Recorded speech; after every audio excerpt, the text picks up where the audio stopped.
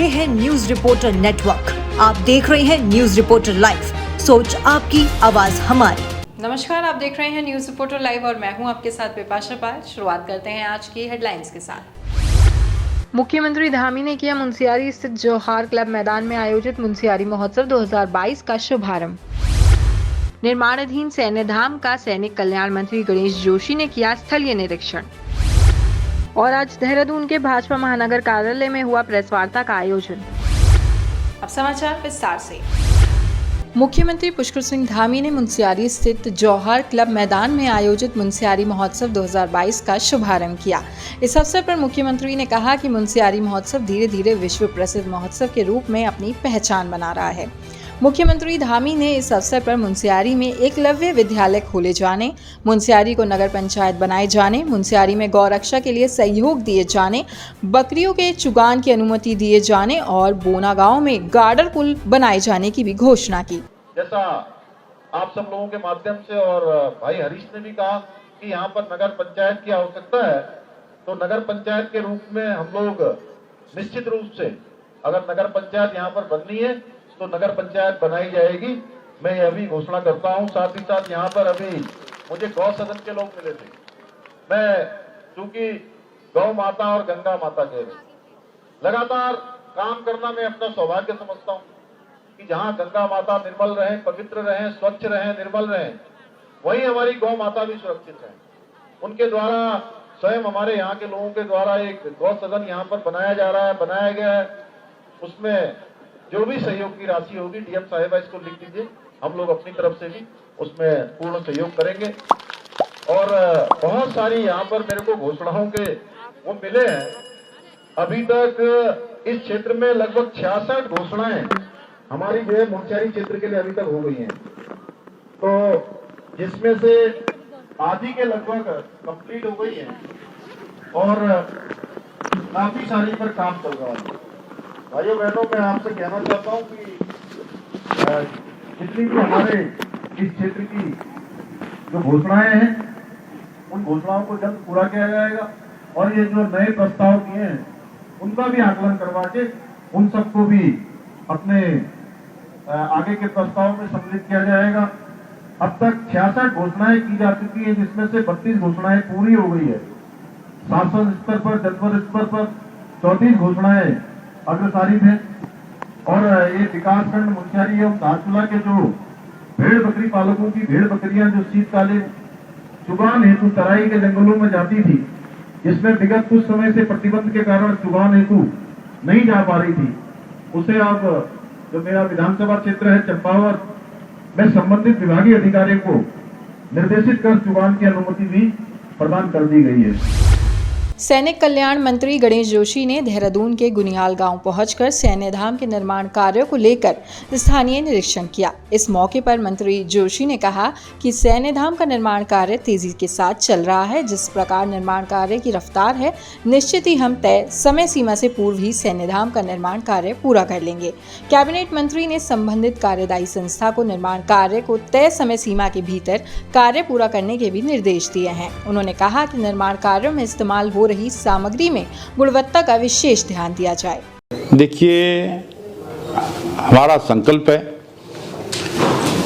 कि नवंबर एंड से पहले किसी भी सूरत में हम सैन्य धाम को पूरा करेंगे, क्योंकि ये देश के प्रधानमंत्री नरेंद्र मोदी जी की परिकल्पना और मेरा ड्रीम प्रोजेक्ट है। माननीय मुख्यमंत्री जी खुद इसकी रोज मॉनिटरिंग करते हैं और मैं दावे के साथ कह सकता हूँ जिस प्रकार काम चल रहा है, क्योंकि आज मैं साइट पर गया था, लगभग 100-150 आदमी वहाँ पर काम करने में लगे हुए थे। जो काम की रफ्तार है, उस लिहाज से हम समय से पहले इस सैन्य धाम को पूरा कर देंगे। और जब ये धाम पूरा होगा, जिस प्रकार लोग बद्री, केदार, गंगोत्री, यमुनोत्री 4 धामों को देखने आते हैं, जिस दिन ये धाम पूरा हो जाएगा, जो लोग उत्तराखंड आएंगे इस धाम को देखने अवश्य आएंगे, क्योंकि इस भावना के साथ उसको हम बना रहे हैं। उसमें बाबा हरभजन सिंह के मंदिर, बाबा जसवंत सिंह का मंदिर उसमें है, ऑडिटोरियम उसमें है, म्यूजियम उसमें है, थिएटर उसमें है, अमर ज्ञान ज्योति उसमें है, और जो उसका मुख्य द्वार है भारत माता के अमर सपूत जो अचानक हमें छोड़कर चले गए, देश के पहले CDS जनरल विपिन रावत के नाम पर उस द्वार को बना रहे हैं, क्योंकि शहीदों का सम्मान करना हर देशवासी का कर्तव्य है। और 1734 शहीद परिवारों के घर जाकर उस घर की पवित्र मट्टी को लेकर हम आए हैं, जो हमारे जीवन ज्योति के नीचे हम डालेंगे। तो इस भावना के साथ हम इसको बना रहे हैं और निश्चित ही ये जब बनकर तैयार होगा तो अपने आप में एक अनूठा होगा, क्योंकि हमने देश के सारे स्मारकों का अध्ययन करने के बाद इसको ड्राइंग किया है। आज मुख्यमंत्री पुष्कर सिंह धामी ने भारत रत्न डॉक्टर भीमराव अंबेडकर जी की पुण्यतिथि पर उनके चित्र पर श्रद्धा सुमन अर्पित किए। मुख्यमंत्री ने कहा कि भारतीय संविधान के शिल्पकार, वंचितों और शोषितों के उत्थान के लिए आजीवन समर्पित रहने वाले डॉक्टर भीमराव अंबेडकर जी का सामाजिक न्याय के लिए किया गया संघर्ष हम सभी के लिए प्रेरणा स्रोत है। संविधान निर्माता डॉक्टर भीमराव अंबेडकर के महापरिनिर्वाण दिवस के अवसर पर घंटाघर स्थित अंबेडकर पार्क पहुंचकर भाजपा के विधायक खजान दास और मेयर सुनील उनियाल गामा ने बाबा साहेब अंबेडकर को माल्यार्पण अर्पित कर बाबा साहेब के नक्शे कदम पर चलने की प्रतिज्ञा ली। खजान दास ने कहा कि भाजपा अंबेडकर साहब के नक्शे कदम पर शुरुआत से चलते आई है और लोगों को भी यह संदेश देना चाहती है कि वे संविधान का पूरी तरह से पालन करें। संविधान के निर्माता अमर रहे, अमर रहे, अमर रहे। बाबा भीमराव अंबेडकर अमर रहे, अमर रहे, अमर रहे। देखिए, बाबा साहब जो है पूरे भारत ही नहीं पूरे विश्व के जो है हमारे प्रेरणादायक थे। और बाबा साहब ने जो हमारा संविधान भी लिखा है और बाबा साहब के अनुसरण पे अगर पूरी दुनिया उनका अनुसरण करे, उनके बताए हुए रास्ते पे चले, तो निश्चित रूप से जो भारत जो हमारा है एक जो है विश्व की शक्ति के रूप में जो उभर रहा है, माननीय मोदी जी और बाबा अंबेडकर जी के उससे जो है हमारा भारत जो है एक दिन विश्व गुरु बनेगा। आज बाबा साहेब का महापरिनिर्वाण दिवस है।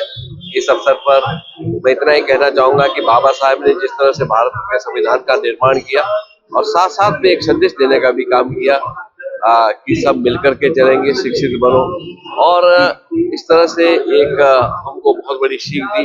आज चाहे आरक्षण का मामला हो, ये सब उन्हीं की देन है, किंतु हमारी सरकार आदरणीय देश के प्रधानमंत्री मोदी जी जितना कर सकते थे बाबा साहेब के लिए उससे भी अधिक करके दिया। जहां उनकी पढ़ाई हुई, जहां वो रहे और जिस स्थान पर पैदा हुए, उन स्थानों का एक तीर्थ, पंच तीर्थ का नाम दिया।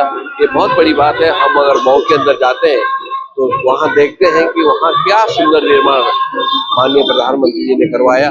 इसलिए हमको इतना ही सोचना चाहिए और मैं अपील भी करना चाहूंगा कि बाबा साहेब के रास्ते पे चले। जो उन्होंने संविधान की व्यवस्था की है, सबके लिए अधिकार दिया है, चाहे किसी भी जाति बिरादरी से हो, उनको अपना अपना अधिकार दिया है, उनको उस रास्ते पे हमको चलना है। आज भाजपा महानगर कार्यालय में प्रेस वार्ता का आयोजन किया गया। इस प्रेस वार्ता को महानगर अध्यक्ष सिद्धार्थ अग्रवाल की उपस्थिति में भाजपा प्रदेश प्रवक्ता सेवानिवृत्त कर्नल अजय कोठियाल ने संबोधित किया। इस दौरान चैतिक आरक्षण और धर्मांतरण के उपलक्ष्य में भी चर्चा की गई।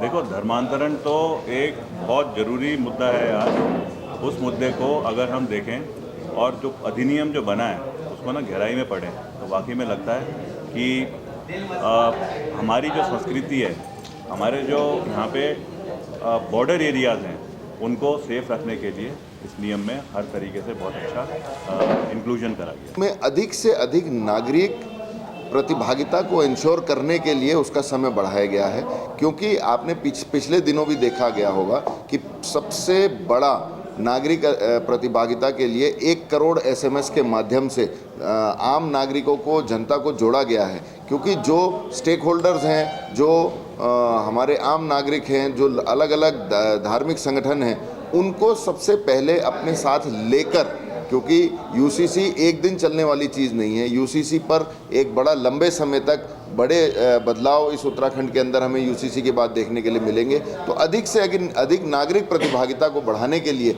उसका समय बढ़ाया गया है। बाकी उस पर काम हमारी कमेटी आप रोज़ देख ही रहे होंगे कि लगातार उस पर काम निरंतर चल ही रहा है। इसी के साथ आज के समाचार समाप्त हुए। आप हमारे YouTube channel news reporter network को लाइक, शेयर और सब्सक्राइब जरूर कीजिएगा। साथ ही बेल आइकन दबाना ना भूलें। धन्यवाद।